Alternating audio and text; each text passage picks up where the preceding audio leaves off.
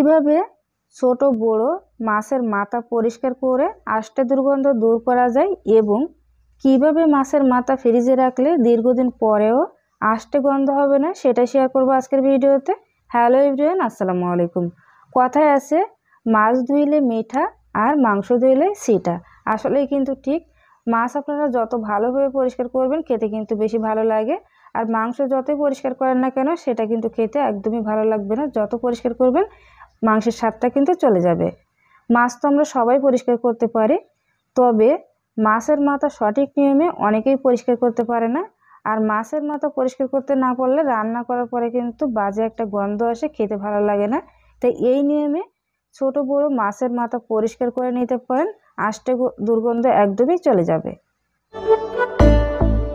আজকের ভিডিওতে ছোট বড় মাছের মাথা পরিষ্কার করে দেখাবো এবং কিভাবে ফ্রিজে রাখলে দীর্ঘদিন পরেও মাছের মাথা থেকে আষ্টে দুর্গন্ধ আসবে না সেটাও শেয়ার করব। আশা করি নতুনদের অনেক উপকারে আসবে আজকের ভিডিওটি। তো চলুন দেখে নিই। এখানে আমি একটা বড় কাতলা মাছ নিয়েছি। ভিডিওতে কিন্তু খুব বেশি একটা বড় দেখে না, বাট মাছটা কিন্তু অনেক বড়। তো মাছের মাথাটাকে কেটে নিব। তো মাছের মাথাটাকে কেটে নিলাম। মাছের মাথার এই যে ভিতরে ফুলকো বা এই যে কানকোটা আছে, লাল যে অংশটা আছে, এটা কিন্তু আপনারা অবশ্যই ফেলে দিবেন ফ্রিজে রাখার ক্ষেত্রে, কারণ এটার থেকে কিন্তু গন্ধটা শুরু হয় বা আষ্টে দুর্গন্ধটা আসে। এটা যদি সব আপনারা ফ্রিজে রেখে দেন সেক্ষেত্রে কিন্তু কিছুদিন পরে দেখবেন মাছ থেকে একটা বাজে গন্ধ আসে। তাই আগে এই মাছের ভিতরে যে লালচে অংশটা আছে এই অংশটাকে ফেলে দিতে হবে। তো আমি এটাকে ফেলে দিব। তো এইভাবে টান দিলে কিন্তু এটা বেরিয়ে আসে। আপনারা চেষ্টা করুন মাছের মাথাটাকে কেটে ছোটো করে তারপর পরিষ্কার করতে, সেক্ষেত্রে কিন্তু ভালো সুবিধা হয়। আমি যেহেতু মাছের মাথাটাকে এখন কাটবো না, আস্ত রেখে দিব, এজন্য কিন্তু আর কাটলাম না। আপনারা চেষ্টা করুন মাছের মাথাটাকে কেটে পরিষ্কার করার, সেক্ষেত্রে অল্প সময়ে মাছের মাথাটাও পরিষ্কার করা হয়ে যাবে। তো এভাবে করে কানকোটাকে একটু এভাবে ফাঁকা করে তারপর ভিতরে পানি দিয়ে দিব। দেখবেন যে ভিতরের যে কাদাটা আছে বা ময়লাটা আছে, ওরা যে খাদ্যটা খায়, খাদ্যটা খাওয়ার সময় কিন্তু অনেকটা অংশ থেকে যায় এখানে বা ময়লাটা থেকে যায়, সেটা কিন্তু খুব সহজে বেরিয়ে আসবে। এভাবে আমি কয়েকবার পানি দিয়ে পরিষ্কার করে নিয়েছি। আর এই যে অংশটা দেখতে পাচ্ছেন, এই অংশটায় কিন্তু অনেকটাই পরিমাণে রক্ত জমাট বেঁধে থাকে। দেখুন, এই অংশটাকে হাত দিয়ে একটু ছিদ্র করে আমি রক্ত পানিটাকে বের করে নিব। অনেকটাই কিন্তু দলা দলা রক্ত চলে আসে এবং কিছুটা এমনি রক্ত কিন্তু বেরিয়ে আসে। তাই চেষ্টা করবেন এখানে যে অংশটা আছে সেই অংশটাকে হাত দিয়ে একটু ছিদ্র করে তারপর রক্ত জমাট বাঁধা সেটা বের করে নিতে। আর যদি আপনারা কেটে মাছটা পরিষ্কার করেন সেক্ষেত্রে কিন্তু এমনটা করতে হবে না। যেহেতু আমি আস্ত মাথাটা পরিষ্কার করে দেখাচ্ছি, অবশ্যই কিন্তু এখানে ছিদ্র করে তারপর পরিষ্কার করে নিতে হবে।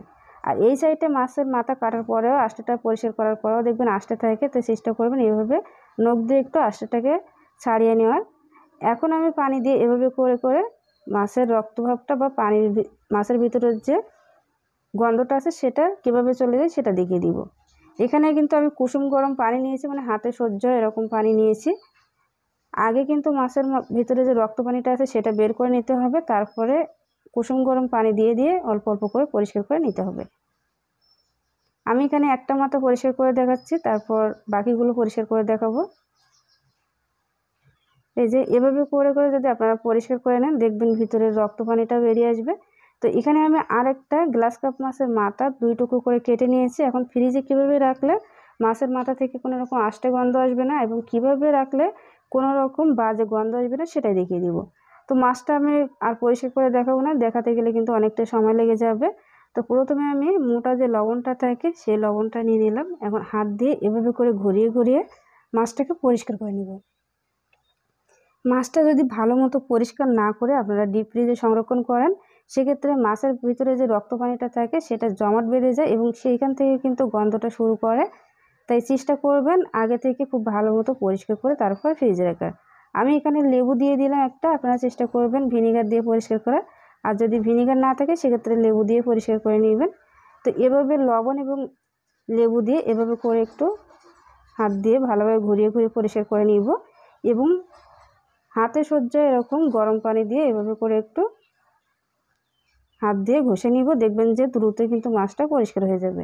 যেহেতু লেবুর রস দিয়েছি এখানে কিন্তু মাছের যে গন্ধটা থাকে সেটা একদমই চলে যাবে। আর লবণ দিলে কিন্তু ভিতরে যে রক্ত পানিটা থাকে সেটাও চলে যায়। তাই চিন্তার কোনো কারণ নেই। 1 থেকে 2 মিনিট এভাবে যদি আপনারা পরিষ্কার করে নেন ভিতরে যে রক্ত পানিটা আছে আর একদমই কিন্তু আর বের হবে না, পরিষ্কার হয়ে যাবে। তো আমি পানি দিয়ে আবারও পরিষ্কার করে নিব। আর এগুলো কিন্তু কুসুম গরম পানি।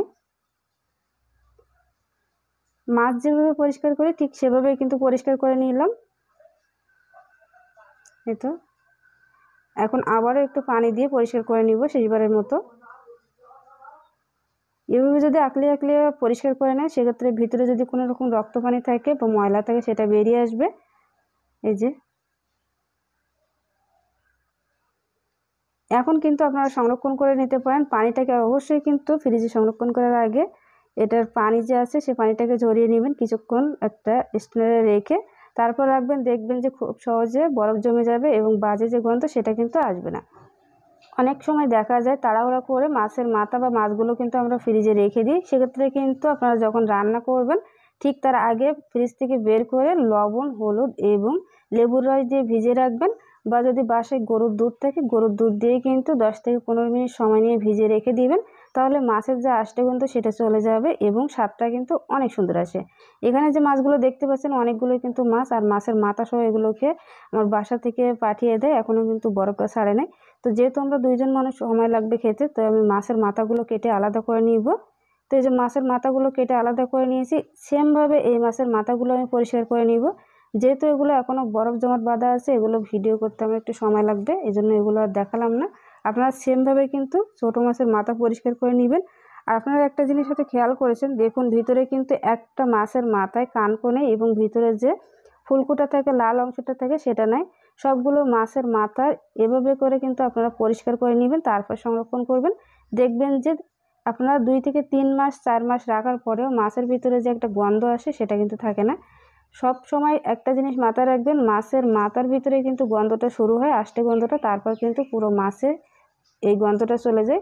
তাই চেষ্টা করুন মাছের মাথাগুলো আলাদা করে কেটে সেগুলোকে আগে থেকে খাওয়ার, তারপর মাছের এই পিসগুলো খেয়ে নেবেন। সেক্ষেত্রে কিন্তু 5 থেকে 6 মাস এমনিতে মাছগুলো টাটকা এবং সতেজ থাকবে। তো আমি এভাবে করে মাছগুলো রেখে দিব আস্ত, যেহেতু এগুলো এখন কাটবো না। আর কিছু মাছ আমি কেটে নিব, এই যে মাথাগুলো কিন্তু আমি কেটে আলাদা করে রেখেছি। এগুলোকে পরিষ্কার করে সেমভাবে পরিষ্কার করব, তারপর পানি ঝরিয়ে ডিপ ফ্রিজে রাখবো। আর আমি 2 থেকে 3 মাসের মধ্যে মাথাগুলো খেয়ে নিব। প্রত্যেকদিন তো আর মাথা খাওয়া হয় না, 1 দিন 2 দিন পর পর মাথাগুলো রান্না করে নিব, তাহলে খুব দ্রুত এগুলো খাওয়া হয়ে যাবে। আর কিছু মাছ আমি এভাবে করে কেটে নিয়েছি, এগুলো কিন্তু বরফ জমা অবস্থায়, এগুলোকে আমি ডিপ ফ্রিজে রেখে দিব। যেহেতু বরফ জমা এগুলো কিন্তু একটা আরেকটার গায়ে লেগে যাবে না, পলিথিনে বা একটা বক্সে রেখে দিলেন।